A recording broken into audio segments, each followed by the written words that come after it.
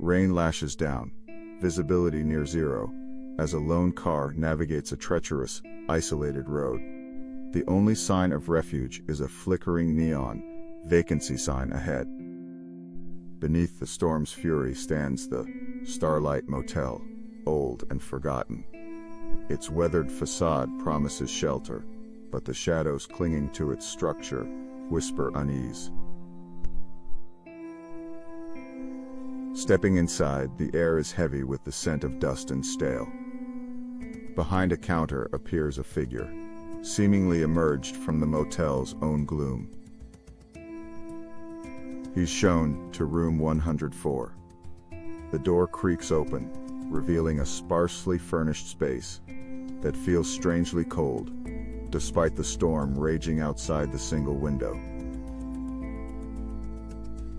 A peculiar scent hangs in the air, faintly metallic and sweet, like old perfume mixed with something sinister. It seems to emanate from just beneath the floorboards. Suddenly, the room's single, overhead light bulb flickers violently, plunging the space into brief moments of absolute darkness, punctuated by frantic, strobing illumination, accompanied by a faint whisper. The flickering stops as abruptly as it began, leaving Alex in silence, save for the storm. But now, he discerns faint, indiscernible whispers seeming to slither from the very walls. He retreats from the wall, unnerved. Glancing through his peephole, he sees the proprietor standing silently in the hallway, a skeletal figure bathed in the dim light. Alex decides to search the room. Behind a loose drawer in the dresser, he finds a small, leather-bound diary, its pages brittle and water-stained, filled with a frantic script. The entries speak of fear, of being watched, of lights, and of voices. One chilling line reads, "They don't let you leave once you've seen it. The door just locked me in." Driven by curiosity and fear, Alex ventures into a dimly lit storage room down the hall, noticing an old, dusty monitor console covered with a sheet. He powers it up. The screen flickers to life, displaying static, then a distorted timestamp. When he attempts to access recordings, he finds only corrupted files and error messages. Amidst the static and glitches, fleeting images flash, blurry faces, moments of terror, figures struggling against unseen forces. They vanish before he can grasp any detail. He decides to leave the storage room. But, as he reaches for the door handle, it suddenly locks from the outside. A chilling click echoes through the silent hallway. Panic sets in. He's trapped, the room suddenly feeling much smaller. The whispers return, more insistent now, like a chorus of unseen entities all around him. Hours later, a hidden panel unexpectedly slides open, revealing a passage to another room, still furnished but frozen in time, a spectral guest's belongings untouched. On the vanity lies a photograph of a beautiful woman, her smile frozen, her eyes seeming to follow Alex. As he reaches for it, her image begins to fade. The other guest's room also seems to hold echoes. Alex hears faint, childlike giggling nearby, then the sound of a small ball bouncing rhythmically against a wooden floor. He turns his attention to an ornate mirror. Instead of his reflection, he sees another figure, dimly lit, watching him with vacant, desolate eyes from within the glass. He feels a cold presence behind him, and spins around. The proprietor stands there, unmoving, a chilling smile on his lips, as if he's been watching all along. Alex remembers the key. He clutches it, a small, ornate piece of metal, and notices strange symbols etched into its surface. symbols that seem to pulse with faint energy. The proprietor gestures vaguely. "This motel is extensive," he rasps. Alex looks down a seemingly endless corridor lined with countless identical doors, each one a mystery. He opens a random door to find a room filled with antique, broken toys. A rocking horse sways by itself, and porcelain dolls with vacant stares watch him. In another room, a half-eaten meal sits on a table, cold and untouched. A ledger book lies open, detailing bookings that end abruptly, without any checkout dates. Abruptly, the sound of the storm outside ceases. The silence that follows is deafening, unnatural, amplifying the subtle, sinister noises originating from within the motel's structure. Investigating further, he discovers a tiny, almost invisible camera lens hidden in the crown molding of his room. It swivels slowly, its unblinking eye fixed on him. He realizes the proprietor wasn't just the receptionist. He's the constant watcher, the curator of secrets. The motel isn't a place to stay, but a carefully controlled observation. Desperate, Alex tries the main door, then windows. All are sealed shut, as if welded. He's truly a prisoner now, with no visible means of escape. He finds an old newspaper clipping tucked away. Mysterious disappearances. Plague-isolated motel. Locals whisper of eternal residency. The date is decades ago. He begins to understand. This motel isn't a business, it's a trap. A place designed by something ancient to lure, observe, and forever hold on to unsuspecting souls. The proprietor isn't an owner, but a warden, an eternal entity bound to the motel, ensuring no one escapes, and perhaps feeding the entity's insatiable hunger. Alex hears a cacophony of whispers from various rooms. Cries for help, pleas for release, and desperate confessions of guilt or regret from all the previous guests. He realizes his room, 104, might be where new guests are.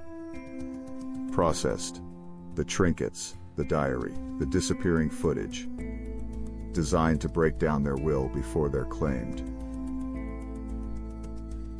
Through a momentary distortion in the air, Alex catches a glimpse of something formless and vast, an ancient hunger that feeds on despair. It lurks just beyond perception.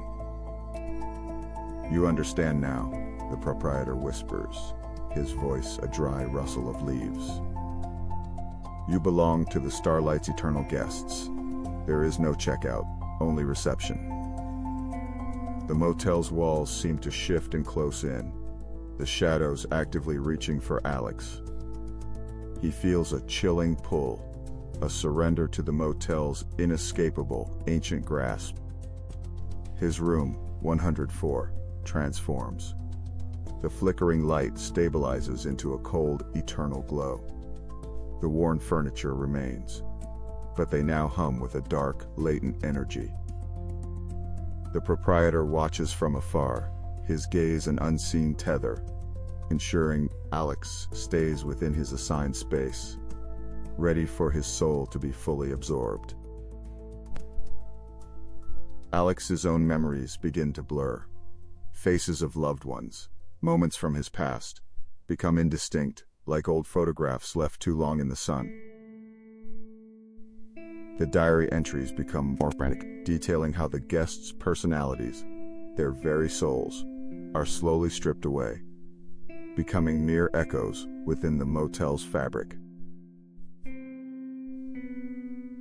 The proprietor's smile widens from the shadows. He is not just a keeper, but a shepherd, guiding lost souls into the eternal embrace of the motel's void. Alex understands his fate is sealed. He looks at his reflection in what used to be his phone screen, seeing a stranger, the next permanent resident. The motel's name, Starlight, now feels like a cruel mockery. It shines not with hope, but with the cold, distant light of a dying, predatory celestial body. He hears his own voice, faint at first, joining the chorus of whispers. It's a confession, a resigned acceptance, already blurring into the motel's eternal symphony of despair. The camera in room 104 slowly pans, capturing the now empty space where Alex once stood. The cycle is complete for one soul, and the motel waits for the next. Far down the road, a car's headlights pierce the unnatural twilight. A lone traveler, unaware, is drawn towards the flickering vacancy sign, ready to begin their own stay. The motel waits, always waiting, its dark purpose forever fulfilled by the desperate need for shelter, the allure of a fleeting moment of rest before eternal stillness. The proprietor, ancient and bound, eternally ensures the vacancy sign remains lit, the no vacancy perpetually unlit, maintaining the illusion for the next lost soul. In every room, the echoes of those who never checked out whisper their stories, the mundane moments of their final hours playing out in cycles of sleepless dread. The motel doesn't just hold souls, it consumes them, digesting their experiences, their fears, their essence, adding it to the vast unseen entity that powers its eternal existence. The desire for a warm bed and a moment of peace comes at an unimaginable price. The Starlight Motel offers eternal rest, but never the freedom to leave it. The entity behind the motel isn't just feeding, it is existing on the preserved echoes of human emotion, woven into a tapestry of eternal, frozen moments.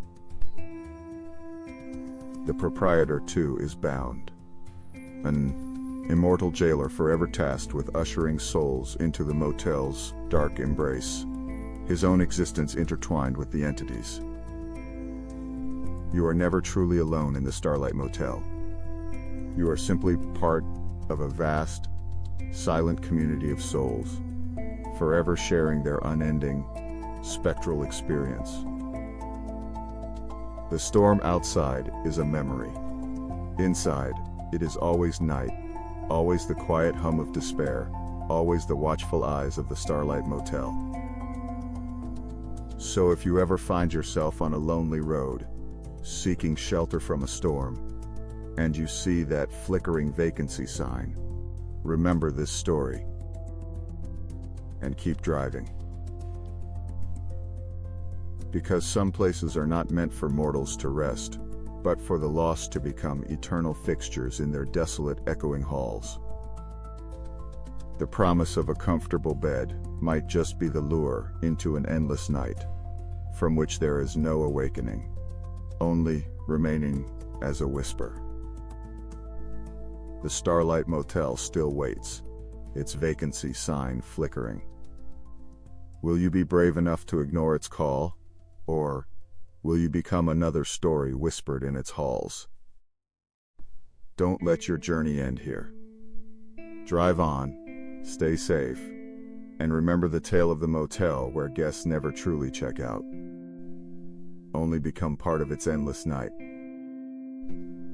If this story chilled you, consider subscribing for more tales from the dark. What other hidden horrors lurk just off the beaten path